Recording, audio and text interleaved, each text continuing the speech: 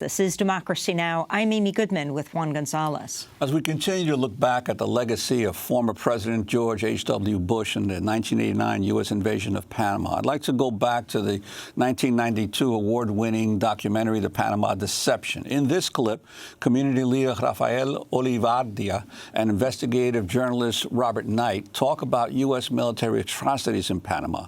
We hear first from Olivardia.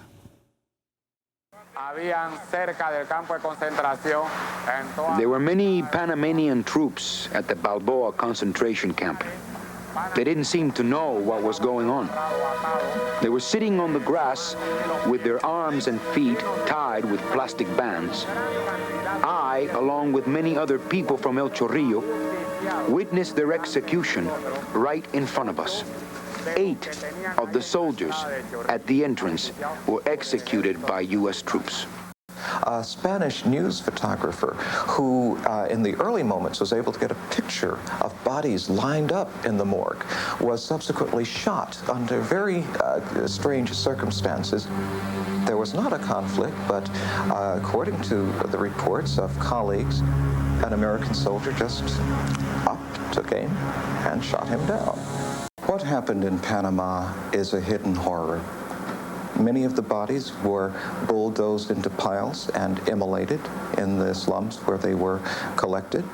Other bodies were left in the garbage chutes of the poor projects in which they died from the shooting, from the artillery, from the machine guns, from the airborne attacks. Others were said to have been pushed into the ocean.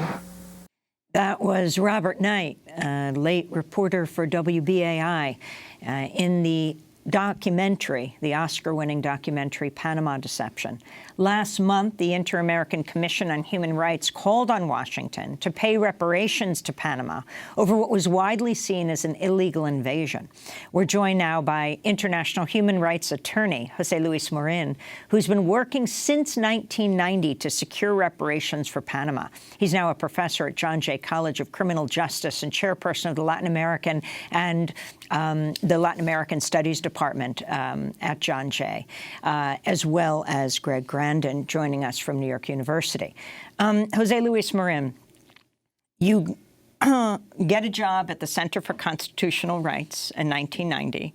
Your first day on the job, you're on a flight to Panama? My first day on the job was to get on a plane to be part of a delegation to investigate the reports of civilian victims of the U.S. invasion.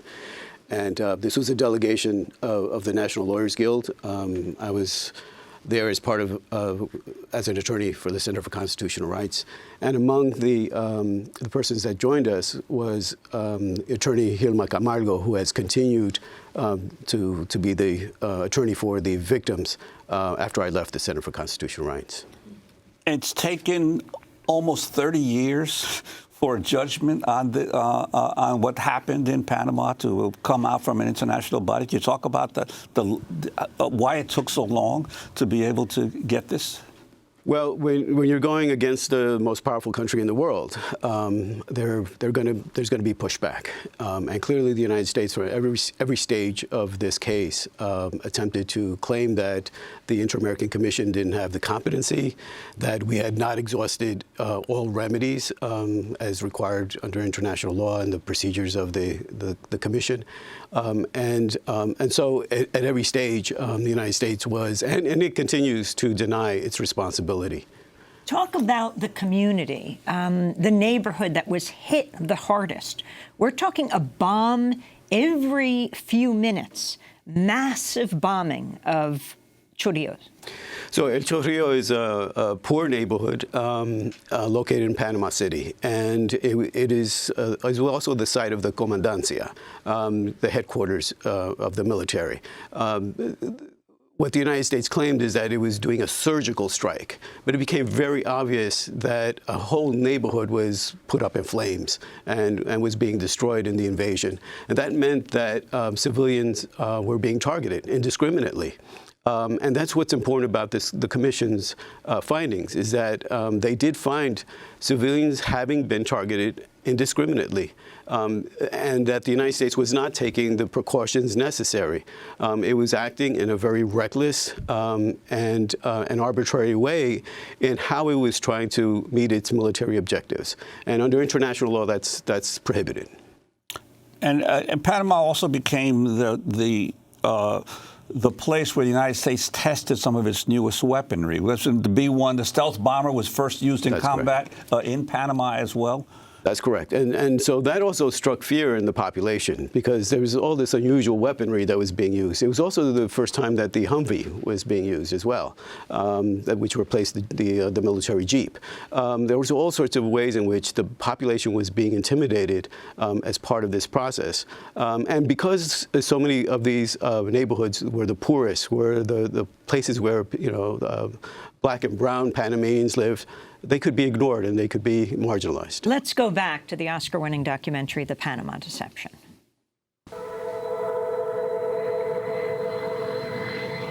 The Pentagon used Panama as a testing ground for newly developed high-tech weapons, such as the stealth fighter, the Apache attack helicopter, and laser-guided missiles.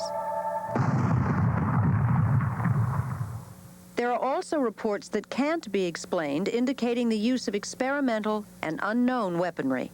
Nosotros tenemos testimonios de personas combatientes que murieron. We have testimony about combatants who died literally melted with their guns as a result of a laser.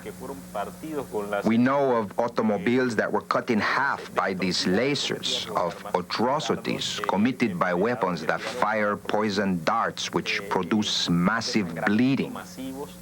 That clip from the Panama Deception ends with University of Panama professor Cecilio Simon.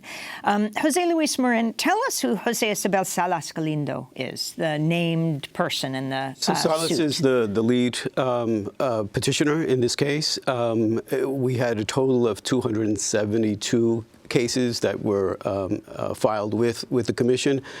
His case was quite compelling because not only did he suffer injuries, but his wife, Dionisia, who was at home at the time in a building that's known as a 15-story building, was struck with artillery fire. She was in the kitchen at the time. Her body was destroyed. I mean, literally destroyed in that attack while she was at home, and in ways that were just indescribable. People described that they had, because her remains were scattered in the kitchen, had to be shoveled into a body bag. The other family members also in that attack also suffered injuries, and they're part of the case.